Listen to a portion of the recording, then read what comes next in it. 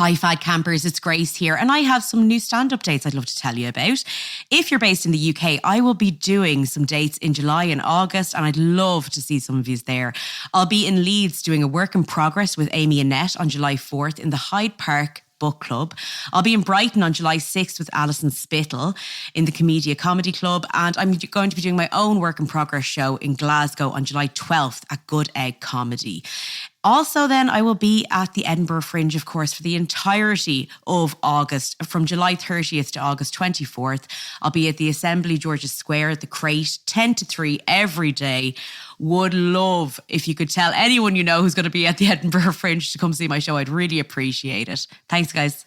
We'd like to take a moment to tell you about our sponsor, Anchor. Anchor is the easiest way to make a podcast. It's free. There's creation tools that allow you to record and edit your podcast right from your phone or computer. Anchor will distribute your podcast for you, so it can be heard on Spotify, Apple Podcast, and many more. You can even make money from your podcast with no minimum listenership. It's everything you need to make a podcast in one place. So download the free Anchor app or go to Anchor FM to get started. Now, let's get to the show. What's the best way to reduce? Eat plenty or starve yourself? 30 pounds in just 18 weeks. Jenny Craig totally worked. I love to eat, but overeating made it impossible to lose weight. My body wants bread, and I'm going to give my body what it wants. Oh my God. So I lost naturally. Medical studies prove that overeating is the number one reason for weight gain. If you need help losing weight, use the natural spring away and bring your weight down without years of Welcome to Fad Camp, a podcast that throws a comedy eye over our societal obsession of diets.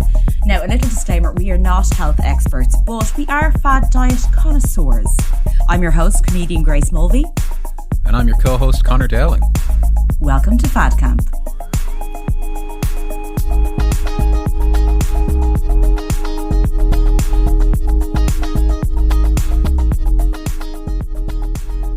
Right, okay, Conor, so a quick question. Our topic for this show is one that we haven't tackled before. It's, a diet show, a very famous diet show over here in Ireland. It's a UK show, so once again, we're right beside the UK. So what do you know about the diet show Supersize versus Superskinny? I have never heard of this show before. Really? Yeah. Even though it's just for anyone who, by the way, isn't from this side of the world, it was in the early noughties diet show, when diet shows were like the king of the airways, shown on Channel 4. And it was honestly one of their highest rated shows at the time. It it does sound familiar. It makes me think of Supersize Me, which was another famous landmark diet type of movie. But Supersize versus Superskinny, I don't know what that is, but I have a feeling it's going to be very upsetting. Oh, you know what, Conor? Go with your gut. It is very upsetting. Don't ever question your gut. You're totally right. It is an upsetting show. Sounds like it might be a nice time. No. It definitely won't be. So basically, to give you a bit of background, so as I mentioned, the early noughties in the UK television landscape, which as Irish people, we take part in a lot. We only have a few channels of our own, so we watch a lot of UK television. The early noughties were just this sort of weird cesspit of diet shows. They were incredibly cruel diet formatted shows, were just a massive hit during the early noughties. I don't know what was going on, but we just had this obsession with diet shows. So just to give you a bit of background, so obviously Supersize versus Superskinny was one of the biggest ones that was out there. But here are a few others that I don't know if you've heard of, but just to kind of show you the kind of landscape we're dealing with. There was Gillian McKeith's You Are What You Eat. Never heard of Gillian it. McKeith? I don't know her. Oh my God, Who's you she? just had a great time during the early noughties, weren't you? Didn't have to watch this. In the early noughties, I was in first year in secondary school. So you were having a great time. Yeah, then what were you doing? All I was doing was obviously watching television and not studying, Well, I wasn't studying, so God knows what I was up to, but I don't remember being at home watching diet shows, but I do remember a few from that period that I feel like you're about to mention. Okay. Well, Gillian McKeith basically very famously is like a kind of harsh, I would describe her as a harsh dietitian type person who would go to people's houses, go through their fridge, being like, "You eat biscuits? Do you know what a biscuit will do to you?" And then, like, she also did this weird thing where she would crazy, man. You crazy with those biscuits up in this fridge? What are you gonna tell me next? You dunk them into tea? Are you insane? Am I in some sort of madhouse? What is a hobnob? So she also this was kind of one of her big things, apart from being incredibly harsh. Sorry, but I love that you described her as a harsh dietitian. Like, that's her job description. Hi, I'm a harsh dietitian. That's what it says on my doctorate. I'd love if she was like, had it on her business cards. Julie McKeith, harsh dietitian. PhD, the H stands for harsh.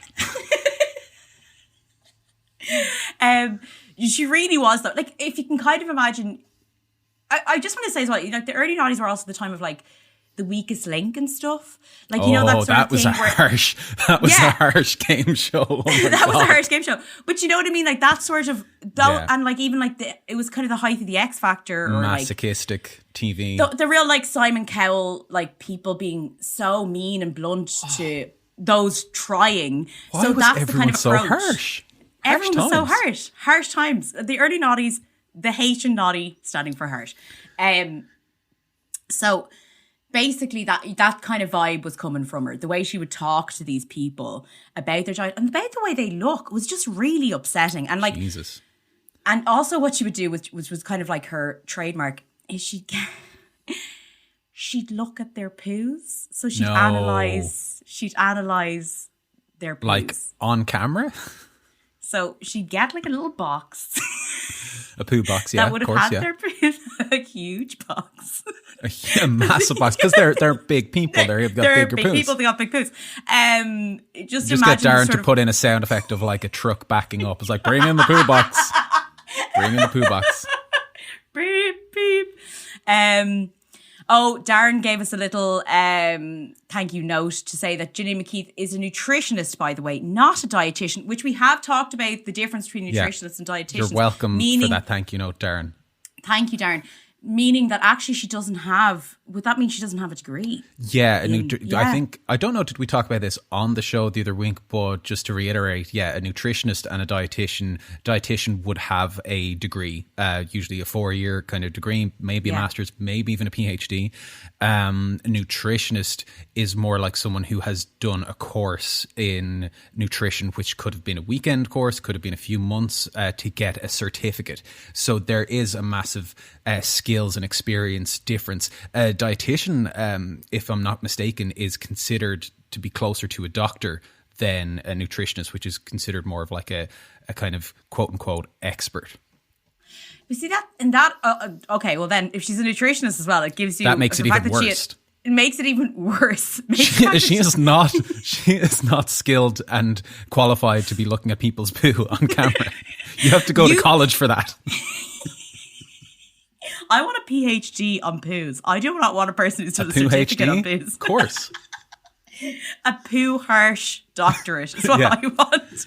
But anyway, so that was one of her trademark things that she'd analysed. That another one of her shows was called Gillian's 3 Fat Brides, 1 Thin Dress. That was the name of one of the shows she did. Yeah, that's what I mean. The name is offensive. The name is horrible. Gillian McKeith also, this is really, really funny, fainted on I'm a Celebrity, Get Me Out of Here, which is a reality TV show where a bunch of celebrities are brought to the jungle. When I say she fainted, please look it up because a lot of people are like, that faint was a total bullshit. Like, as in, really? Please watch it. It's one of my favourite clips to watch. It's really, really funny. Okay, so that's what we're talking about, right? Yeah, Gillian McKeith, you are what you eat. You had Steve Miller's Fat Families. Have you ever heard that show, Fat Families? Steve Miller? Yeah. He's not Fatnosis, is he? No, he's not the Fatnosis guy. I thought his name was Darren, if you could please look up if he's a nutritionist or dietitian, that'd be great. But Steve Miller's Fat Families. Okay. Just to show you, he basically, once again, would go to a family's house. These are maybe a family of overweight people or Grace, fat that people. is Fatnosis guy. That's Steve Miller of Fatnosis. I'm sorry to cut across there. I've looked him up, but that's him. So, yeah, Steve Miller, the Fatnosis guy. I did not know he was this. So this is a guy who also does hypnosis for weight loss sort of thing. aka Fatnosis, which is quite on brand for him when you think about it. That is mad. Yeah, but even the name of the show, he didn't do Fatnosis in this show. No. Even the name of the show is called Fat Families. He's a very harsh person. He would come in, just using such dehumanizing terms, by the way. His big things was he called them lards and fatties. Oh, that sounds familiar. What a prick. Okay? He would say things like, we need to banish their bulges. He'd say things like, why do you think you are so fat? And he's like, 8 hours on your backside. Like, when I say that, it's even if you are going to go into the whole thing of like, you want people to be healthier, the dehumanizing terms that are used. And like, all of it will be used with like loads of like glances to camera and like all of these kind of like tricks of like reality TV where it would be like all of these, sound effects, like almost like Batman sound effects, where it's like wham, a ham sandwich, kablamo, oh my God. an eclair, like that sort of thing. Also, they use, can I just say, those real like things. By the way, anyone looks bad eating like this, where they would put cameras like below them as they're eating, and almost like a camera that's like attached to a spoon. Yeah, like a weird thing where it's like almost you're like going, you as an audience member are traveling into the mouth of the person who's eating. No, I don't care what size you are or what you're eating. No one looks good when exactly filmed eating like this. The names of all these shows straight off the bat are so like sensational, and we say like, oh, they're offensive, but the names themselves are designed to, like kind of like clickbait articles, essentially. Fat Families. I know exactly what Fat Families is just from hearing the name of the show. Will I watch it? If I'm in the noughties and like unaware of diet culture and the damaging effects of it, I might stick it on. Like. It's not called Fat Families because the families are fat with fun. They're like, you know what I mean? Fat fun families. This family is fat with love. And they're like, oh, this is a really nice show. I love it. There was also very famously, and this isn't even a diet show, but just once again to kind of like highlight the landscape we're dealing with, What Not to Wear with Trini and Susanna. This was a really famous show. This was like two stylists, Trini and Susanna, who would like literally go out into the street and judge women on what they were wearing. But like, here's a quote from it, right? That dress looks terrible on her. It's pushing her boobs down and making them look like an extra roll in her tummy. Oh my God. Like that was one of the most popular shows on television. Are they doing this with people knowing that? Like, are they pulling people off the street and going, okay, we're going to assess your body? Or are they just pointing at strangers in a crowd who have no idea they're on a TV show? It's kind of like the Hunger Games. All of these people are put into like a stadium, like the Gladiator. And they just like point at people's outfits and do the emperor's thumbs up or thumbs down. No, they would. These would be people that like, they'd sort of like show them on the street and then bring them in and be like, look at the state of you. Like, what were you thinking? And oh my God. all of it was just done with such meanness and such... You left the house like this today? Like, you came on television today like this? Oh, stay with you.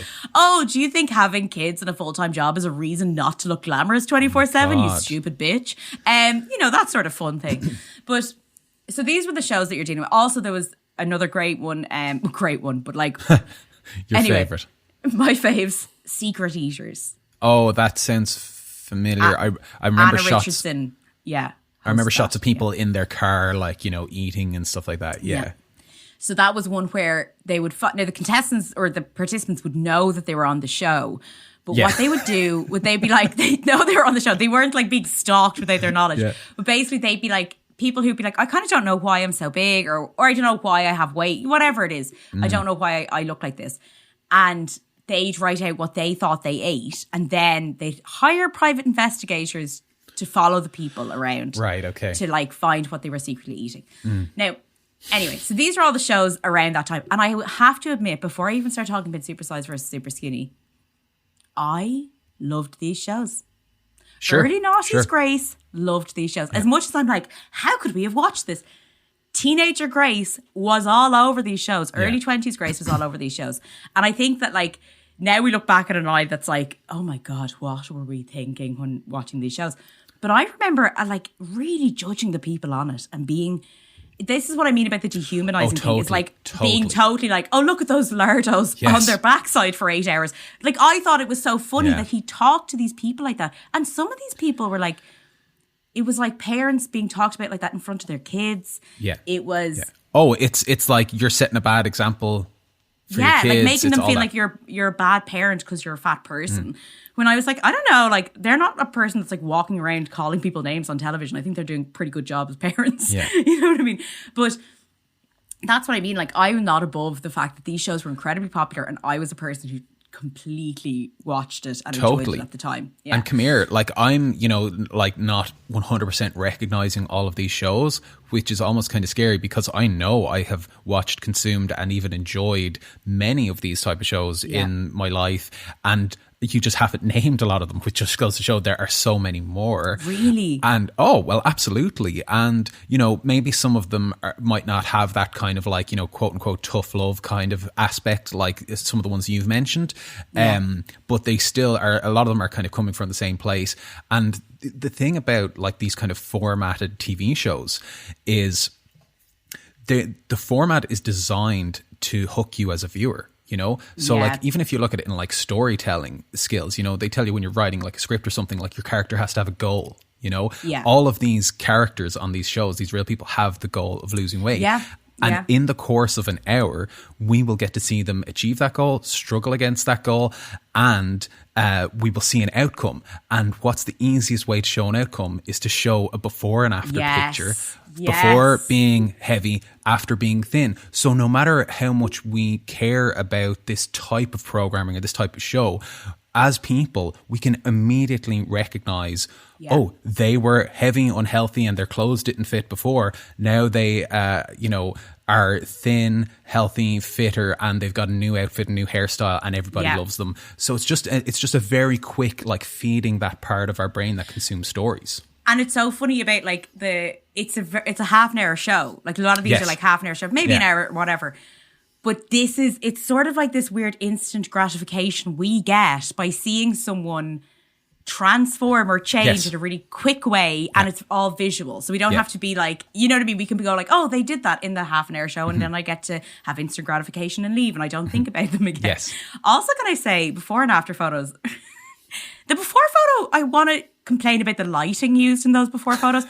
Never are they well lit. Like, I've never seen a before photo where someone's like well lit or like out and having a laugh, like surrounded by friends. The before photos are always made to seem like this person is like just a lonely, badly lit bastard in like the worst underwear you've ever seen. Like looking like they've been left out in like an alleyway. And then like the after photo is them like sort of on the cover of a magazine, like looking like they've had like a fresh blow dry or whatever. I have a real issue with it.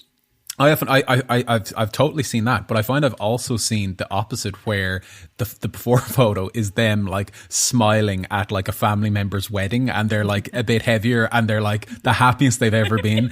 And then the after photo, they're like thin in their underwear in a gym, and they look miserable. Do you know what, Conor? That is actually so true. I've seen some photos that people have put up, right? And they're like, look at that girl there. And it's I don't know who that person is. Probably holding a glass of wine, looking like she's laughing with her friend. And she's like, that girl was a miserable bitch and deserved to die. And then look at the girl on the right. And the girl on the right is just like standing. A shell of a person. Definitely sucking in her stomach. Empty behind the eyes. And like, you know what I mean? I sometimes do wonder, I'm like, I think we just have a really weird, distorted view of what happiness is. It's like, don't look at the eyes, don't look at the eyes, look at the abs, look at the abs, don't look at the eyes. Yeah, exactly. Like this weird thing where I'm like, you just seem really alone and that you don't spend any time with your friends and family now because you just drink protein shakes. But anyway, right, we digress. I have to start actually talking about Supersize versus Superskinny. This is all the build up, the epic build up to this amazing sounding show. To the best show of all time. I can't imagine what this show could possibly be about. After hearing all of those other ones, it's like going to be even more extreme than those ones. Well, like, listen, unfortunately they don't have Gillian McKeith's Pooh HD, as we like to call it, but which is just my favourite term now. Okay, so the concept of Supersize versus Superskinny. Could you give me a guess of what you think it is? Okay, we're going to see very, very heavy people. What I suppose you would probably consider or clinically term like, clinically obese, morbidly obese. We're going to see those type of folks plus 300 pounds plus 400 pounds plus, imagine. Then super skinny. Gosh, I imagine we're going to see the opposite end of the spectrum. Like we're going to see people possibly with eating disorders, possibly with, anorexia. I don't know. Maybe they won't go that far. That's pretty hardcore because that's a serious medical issue. I don't know what they're going to do to these poor people. It sounds like you're like, are they going to kill them? Are they okay? It has been like 20 years, I guess, since these shows aired. But are they missing? So kind of. You've got the basis of the show, which is Supersize versus Superskinny. You have overweight people and underweight people on the show. You mentioned there that you hope you don't think they'll mention anorexia because that might be, but they definitely do. They definitely go into anorexia. Yeah, let's get in there. They really go into the hard stuff. Okay, so let's just do it. Okay, if we're in for a penny, in for a pound. Are you guys ready for some trauma? Here we go. Okay, so Supersize versus Superskinny is a British television program on Channel 4. That from, I think, 2008 to 2014, this broadcast, okay? So quite a while. Okay. That features information about dieting and extreme eating lifestyles. It's a show where an overweight person and an underweight person swap diets while staying in what is called a feeding clinic for about 5 days. Now, the feeding clinic was essentially a soulless fancy house, okay? That's a bad idea. That's it's a great idea if you want to make a crazy exploitative show that people will definitely watch, but it's a bad idea from like a medical perspective. A medical, ethical, emotional, psychological, environmental perspective. Terrible idea. I just love the moment I said it to you. I was like, oh, that's a terrible idea. That you should have been in the pitch meeting. That would have been great. This isn't going to end well. So, as you said, Conor, yes, an absolutely terrible idea. All of the swapping diets are supervised by Dr. Christian Jensen. He's basically kind of a celebrity doctor. Okay, that name sounds familiar. Definitely. Yeah, he's a good-looking, handsome, dimpled doctor who I'm going to say is on a very questionable dieting show. So, essentially, as I mentioned there, that's what they do. They swap diets for a week. That's not even kind of the tip of the iceberg. What they actually do first is they get all of the contestants for a season like in a room. Okay, all of the overweight people and all of the underweight people, and they all have dressing gowns on. Okay. Oh, wonderful. They all take off the dressing gowns, and they are in the most unflattering nude underwear, like skin color underwear. Yeah, like nude skin color underwear that washes everyone out. The lighting in the room is absolutely appalling and what I consider a hate crime. So basically, they're all in there, right? Then they pair them up. Okay, and you follow one pair in an episode. Okay, so this is horrible. This is actually horrible. Like just the impending doom I feel of what is going to happen to these people. Like it's a comedy show, people. Horrible. It's a comedy show. We're keeping it light. We're keeping it light. Don't worry about it. It's all fine here. It's all fine. The sense of impending doom really adds to the comedy we're trying to get here.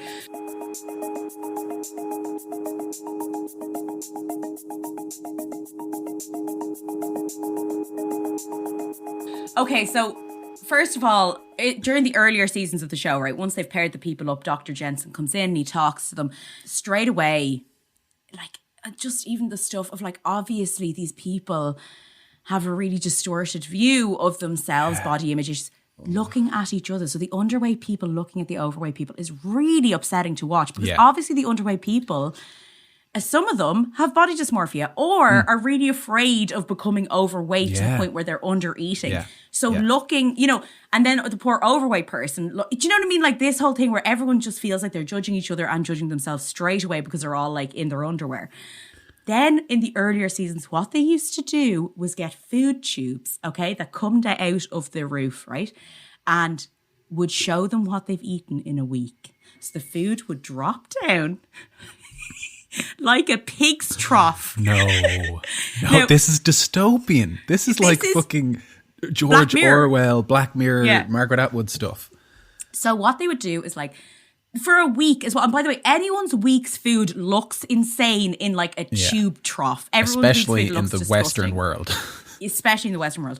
So what they do is they do the like underweight person first and then the overweight person. So the supersize, by the way, supersize versus super skinny. That's what they like refer to them during the whole thing. So they'll be like, supersize Lauren.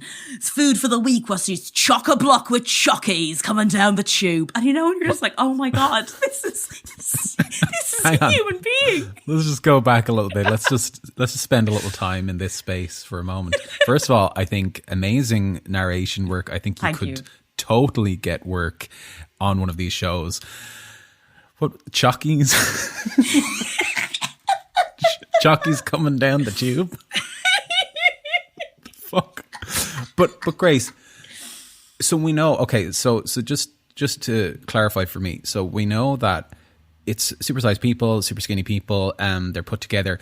Is there kind of like a thesis or goal of the show? Like, do they say, we're putting a supersized person with a skinny person so that this happens, or because we believe that they will learn from each other or that they will see the error of their ways? Or is it just, wonder what happens? Like, what is their goal?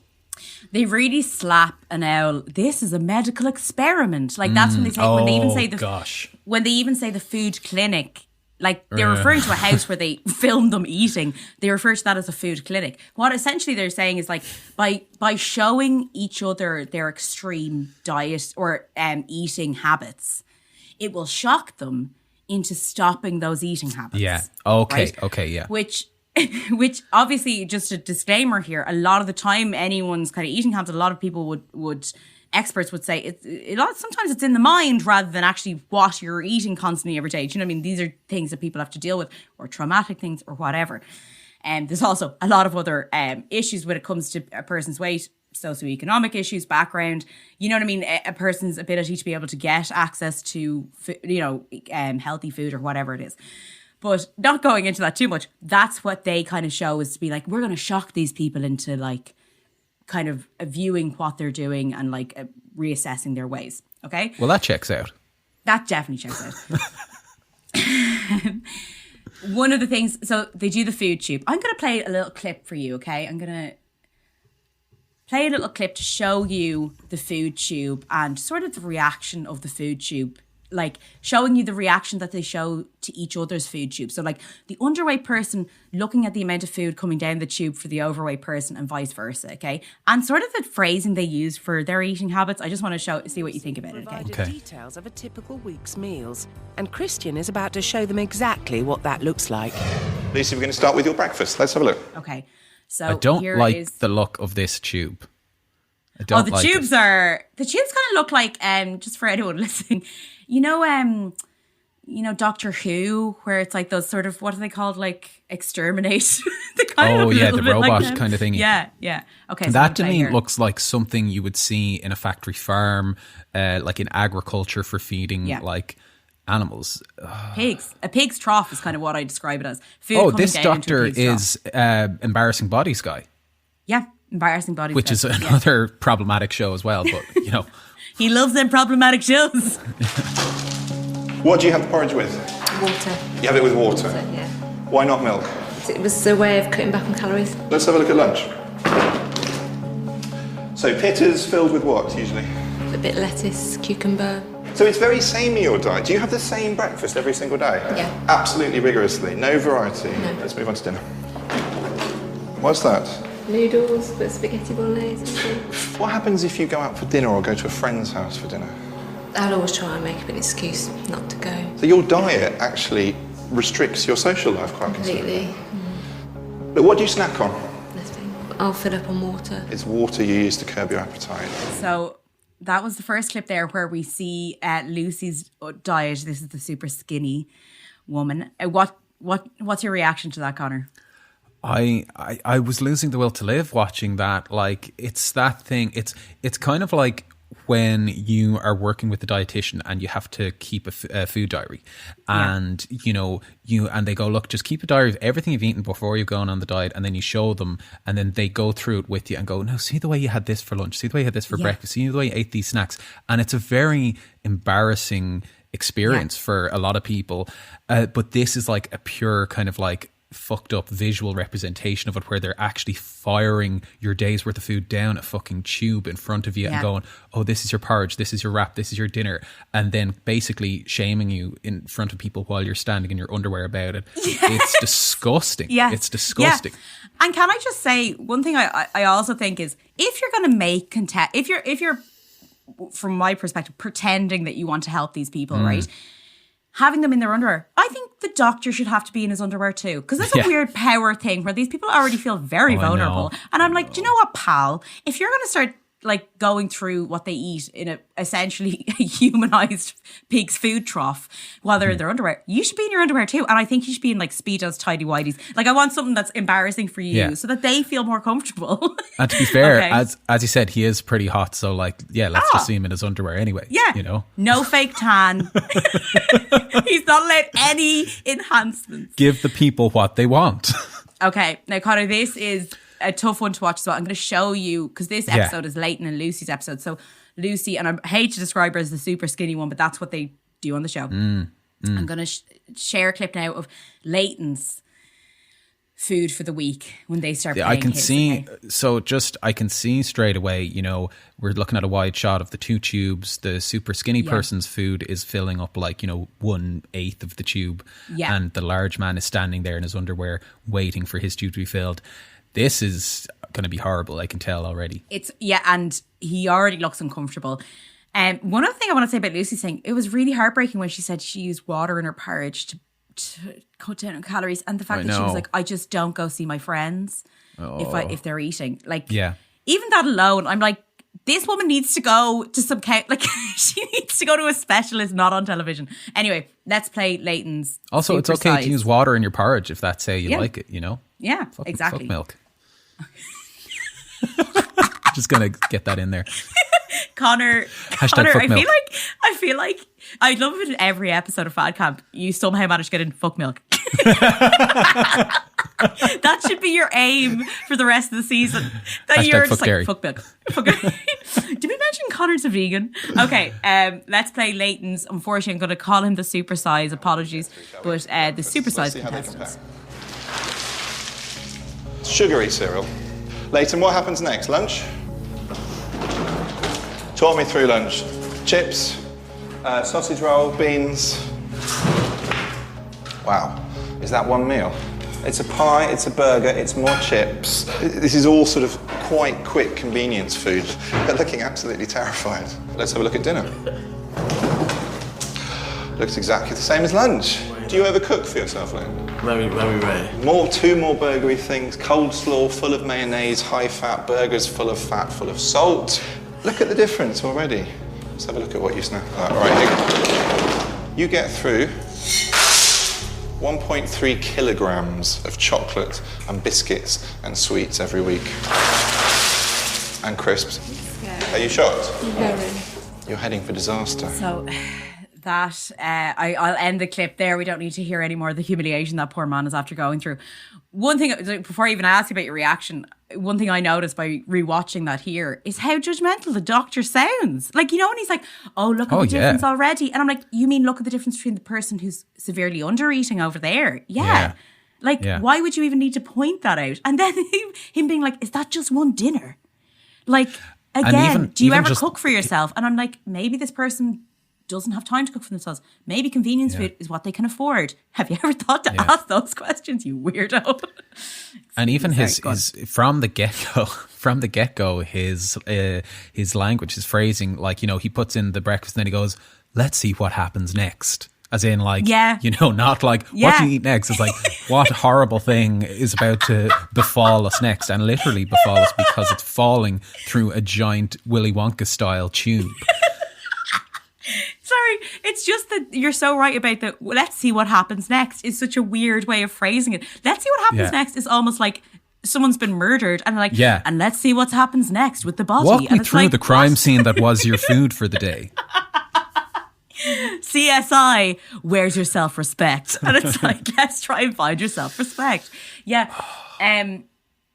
As you can see, that's the first clip that I wanted to show you. These clips are actually, even just the audio, I find really kind of tough to listen to. Yeah. But once again, just for visuals for everyone, this is happening to these people while they're standing in their underwear. And Like, another thing can't- to keep in mind is that through both of the clips, but particularly the second clip where they're looking at the supersized person's food, they are focusing on the reaction of the other person. So while the supersized man's food is coming down the tube, the super skinny person is looking at the food going, oh my God, I have to eat that. Oh my God, this is how am I going to do this? Yeah. You know, like, so it's really kind of just like hammering home that kind of exploitative, like contest kind of feel of the show, as opposed to it being like an actual medical kind of thing. But Grace, you know what I have to say the worst part of watching that clip was? What? Like the way I was saying about how these shows are designed to hook you. I was watching going, oh, I want to see how this goes. You know, I want to follow the story. Yeah. I want to, as a viewer, as a consumer, as someone who clearly, you know, consumes a lot of TV and a lot of stuff about diet culture, I want to see, well, what does happen when this person tries to do that? Because I guarantee there's going to be a struggle. There's going to be a struggle when the skinny person is eating the heavy person's food and vice versa. So it's like, even knowing what I know, I'm not going to go seek it out later and watch it. But there was part of me going like, oh, what happens after the break? You know? Yeah, yeah. And can I also say, one other thing I noticed is when he turns to her and goes, what do you think? And she's like, I'm shocked. And you're like, how horrific for that man that a woman is like another person's looking at his diet, and not only is the doctor commenting on it, but then he turns to the person and like, what do you think? She's like, I'm shocked. Yeah. Like, and it's that classic, is horrific. You know? It's classic shame-based motivation. You know, it's like, so when you see how disgusted other people are with what you eat in a day, then you'll change your ways. You know, surely. It won't drive you more underground and eat in secret. Yeah. How could it possibly do that? Oh, we all know that bullying works for people. Like, it's if history's taught us anything. Okay, so they got rid of the food tube after a few series because obviously it was a horrendous idea. Another shock tactic that Dr. Jensen would also use is showing like those visuals of like, this is how much sugar you have in a week. You know, a lot of diet shows tend to do that. Yeah. But also for the super skinny person, what they would do is take very kind of like zoomed in photos of their body, right, in their underwear. Jesus, yeah. And they would like show them different parts of it, say like bags under their eyes or like collarbones sticking out. Yeah. And they go through the drastic long-term health effects of being that underweight. Okay. Once again, these photos incredibly badly lit, so everyone is going to look shocking in these photos. But once again, that was something they do for the super skinny person. I thought you were going to say, because you were talking about the heavy person's sugar amount, I thought they were going to go, and then we show the skinny person how much sugar they had, and they just point at an empty table. They're like, whoa! The absence of food. It's like, come on, guys. I know, yeah. They just give them like an empty bottle, and they're like, this is it. And they're like, oh my God.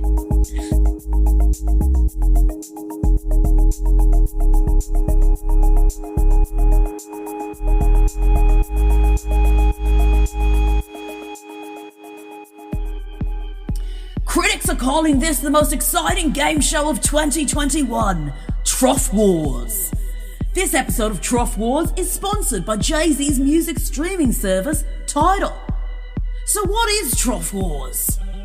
This television extravaganza treats the very serious issue of eating disorders in a competitive, dehumanizing game show format. Our contestants describe themselves as pigs for eating and enjoying food. So we are gonna feed them like the pudgy little piggies they are. The couch potato contestants start off in a pen. The rooster crows. The pen door is opened and these unfortunate souls must battle their bulging bottoms to the feeding trough. Where am I? Help! Somebody help! I just woke up here.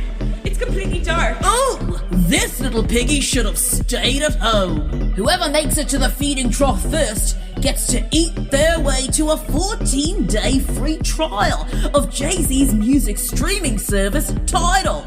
Tidal? What What even is that? The rooster keeps pecking at me. Oh my god. Trough Wars. Oink oink. But I already have Spotify. Sponsored by Jay-Z's music streaming service Tidal. Make it stop.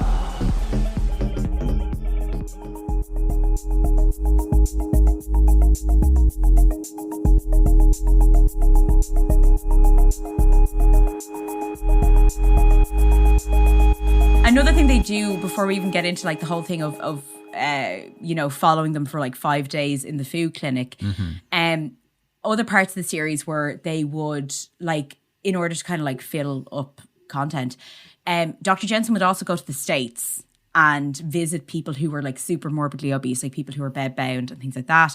He'd go to places, and the big thing was like, Britain's heading this way. Like, America's the fattest country. Britain's heading this way. Obesity so epidemic. Yeah. All that sort of stuff. Yeah, big things of being like, we need to do something now or else we're going to end up like these people. So, and what they would do sometimes then with the supersize person of that episode, they bring them with them to meet one of these people who are like, once again, very hard to watch, but like someone's in a bed, like crying, being like, don't end up like me. I'm going to die soon. And like the other person's like, oh God, this is really upsetting. And you know what I mean? Yeah. So that was one of the things. Anna Richardson, from who we said hosted Secret Eaters as well. This was kind of also one of her starting points, one of the shows that she started off on. She would do features in between, like little segments, where she would go and follow diets that she finds on the internet. So like fad diets that she finds. One thing that she does was she attempted laser liposuction, which went drastically wrong and resulted in severe bruising. She discovered diabulimia, right? Which is eating. Say that again? Diabulimia. Have you ever heard of this? Never heard of that.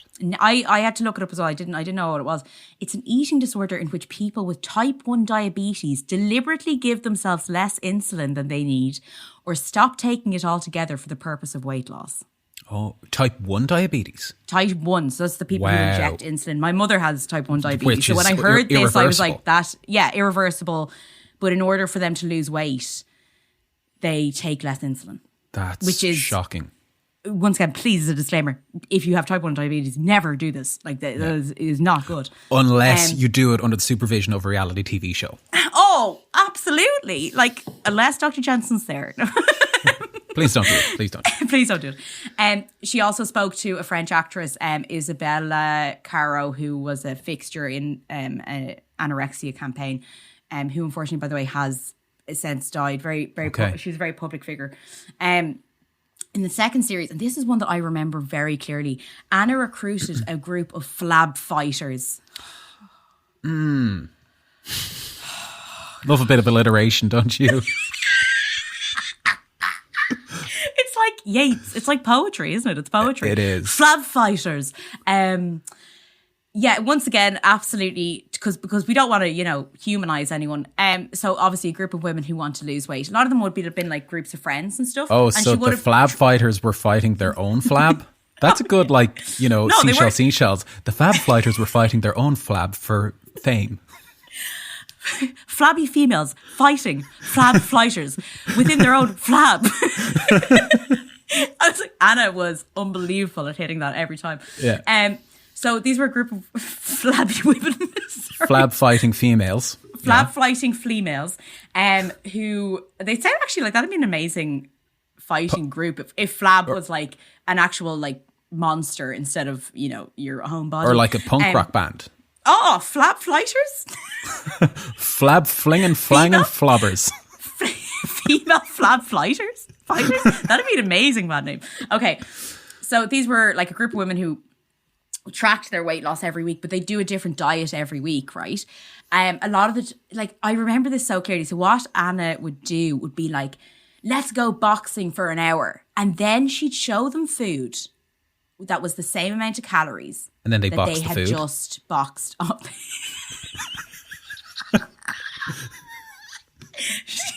Just a bunch of women pounding on some cakes. Pounding on some pound cakes. Yeah.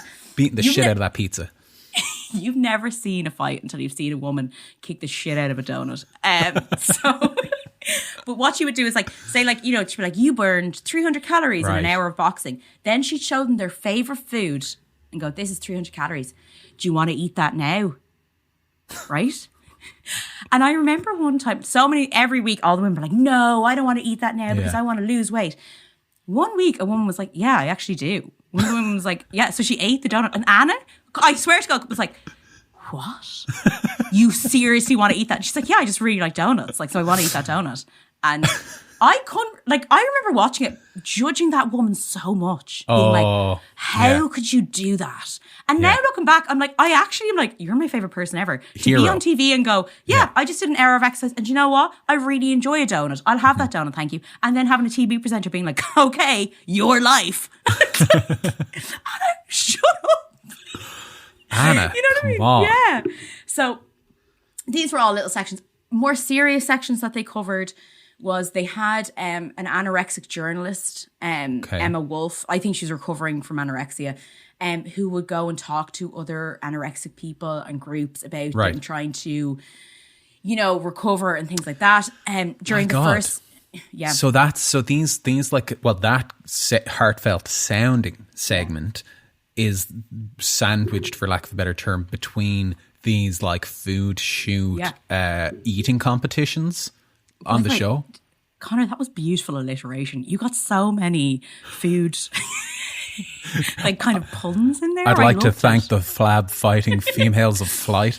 So they mashed potatoed in a segment but between the other. Yeah, so that's what they do. They kind of like go from like, say, showing the Supersize versus Superskinny person swapping their breakfast and kind of giving out to each other and being appalled by each other, to then shoehorning in or mashed potatoing, sandwiching, milkshaking in a segment where like an recovering eating anorexic journalist would talk to other anorexics.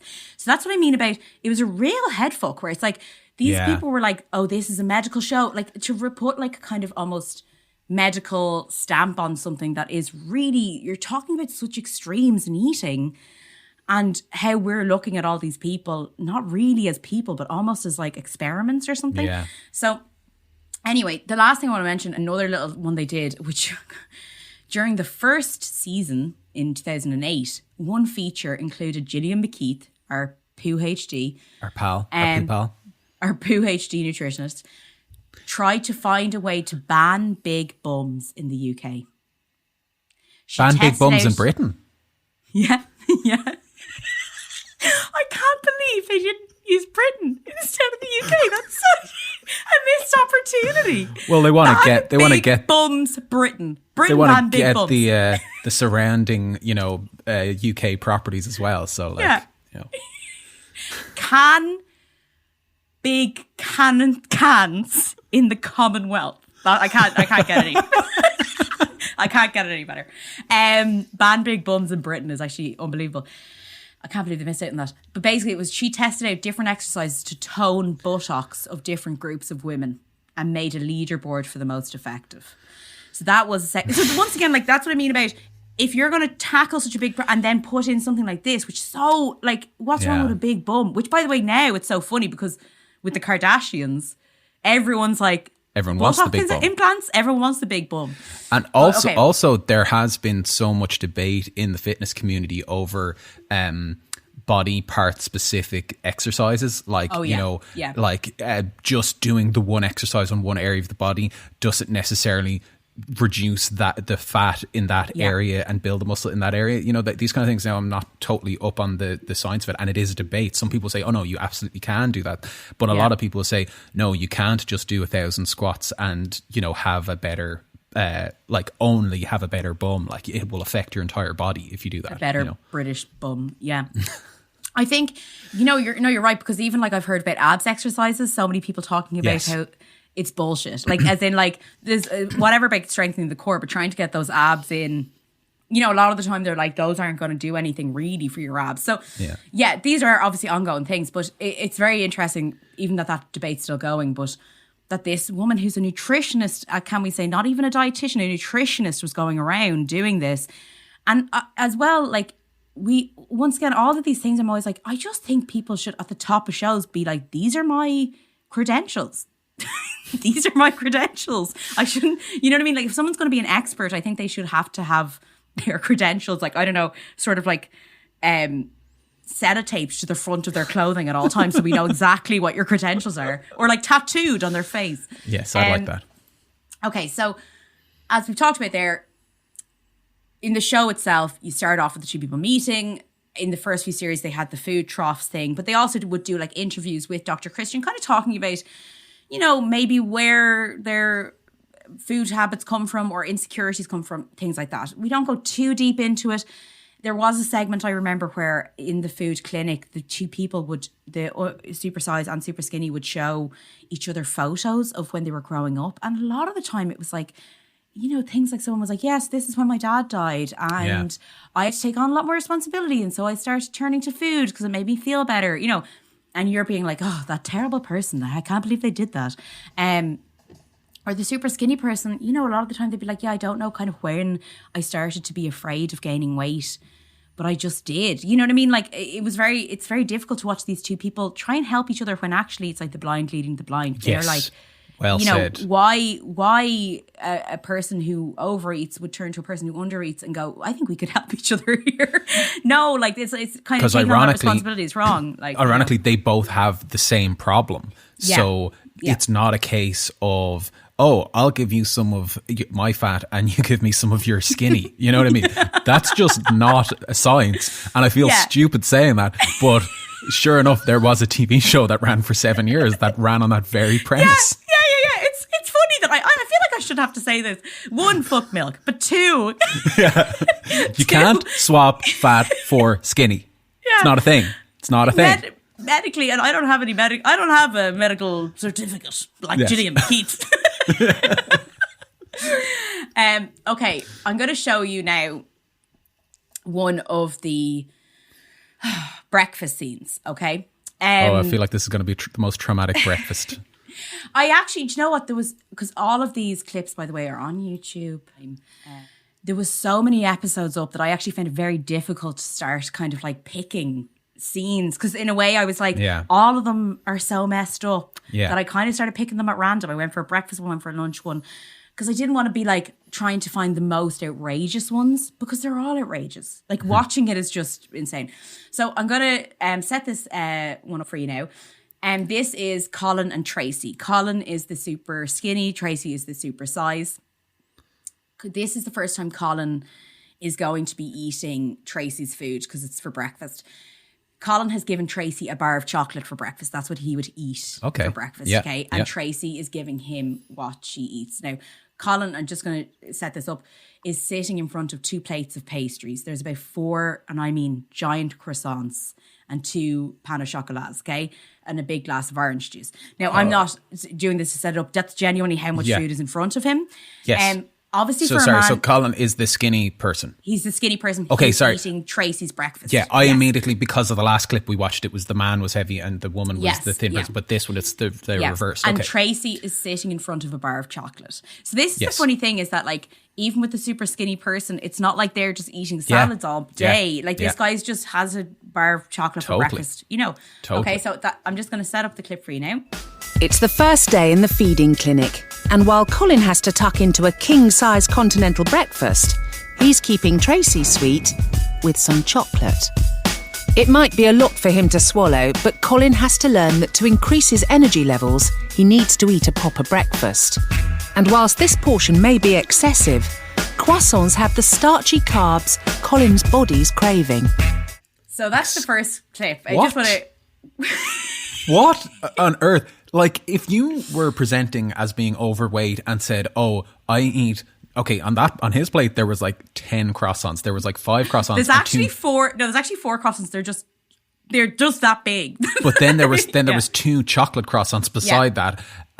If you went to a dietitian and said, "I am eating 1 croissant for breakfast," they'd be like, "Oh, well, that's your problem. That's your problem. You need to stop eating that 1 croissant and lose weight, my friend." Yeah. Whereas this show is saying, even though he's eating a lot of croissants, the starchy carbohydrates are just what our body needs. It's like, get out of my brain. Get out of my face. That actually is so true. The advice that they're saying is essentially, if I said to a dietitian or a nutritionist, whatever, I ate a croissant every morning for breakfast, they'd be like, "You need to change that up. That's not good for you." You know, all this sort of stuff. You'll be dead in a week. Yeah, and then they go to this guy, "Oh, that's what you need though." And that's the sort of like, that is such a mixed message. Your head is just like, I cannot fathom what these people think I should be eating every day. Madness. Also, just the voiceover, king size portions, and he's gonna sweeten her up. Like, Jesus Christ, we're not at a boxing match where it's like someone's like, and he get a left hook to her face with a big size portion of pastries. You know what I mean? Like, Jesus, chill out. The guy takes about 2 bites. He takes about 2 bites of the croissant. He takes 1 bite of the one of the pain au chocolat. He looks so uncomfortable. And I just want to play another little clip afterwards, okay, of them watching each other. Because, by the way, they have to sit and watch each other eat this. I can see now they are large croissants. They're stacked up. I'm looking at 6 pastries. You know, the 2 pain au chocolats, 4 regular croissants, glass of orange juice, glass of coffee. Like, yeah, okay. I don't know if Colin would ever finish one of my portions, but I don't think he managed one. I think it was just half of one that he had, and then he felt completely stuffed. So straight away, even it's funny how the judgment goes both ways. Like, even she's like, you know, he just can't even finish anything. Like, it's not even just the supersized person, who, by the way, is definitely getting more judgment than the super skinny person throughout all of the episodes, for sure is.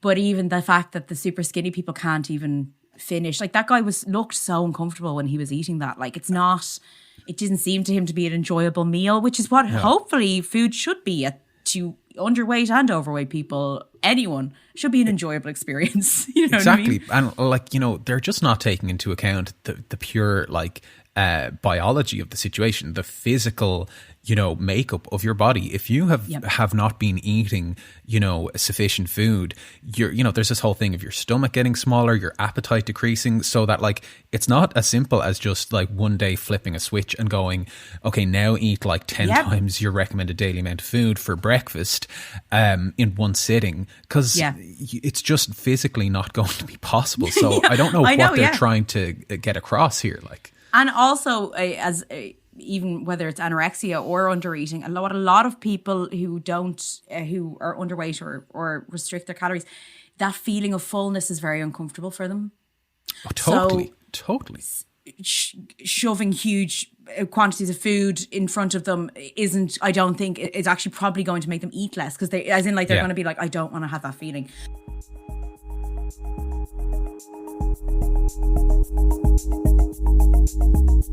Hello there, Fad Camp listeners. I hope you've enjoyed our episode about Supersize versus Super Skinny. As me and Conor had so much to say about this weight loss programme, and basically you couldn't get us to stop talking, we decided we were going to have to make it a 2-parter. We'll be releasing part 2 next week, so keep an eye out for it. And thank you for your continued support of the show.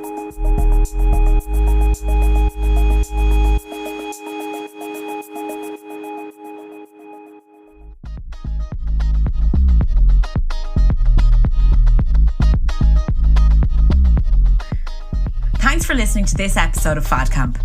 As always, we want to thank our producer, Darren Lee. If you enjoyed this episode, please feel free to review us on iTunes, Google Podcasts, or wherever you listen to your podcasts.